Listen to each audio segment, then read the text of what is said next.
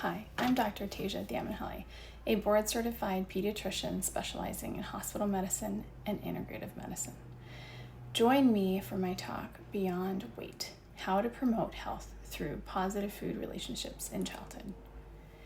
In this talk, we will explore how to foster a healthy relationship with food and children, one rooted in trust, enjoyment, and respect for the body.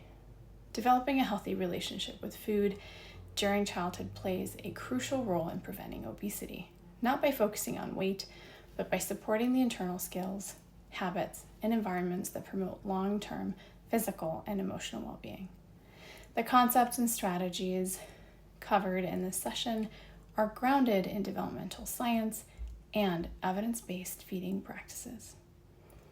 We will discuss what a healthy relationship with food looks like at different ages and stages, how pressure, restriction, and weight-focused messages increase the risk of disordered eating and obesity, and identify practical tools to support self-regulation, variety, and joy in eating.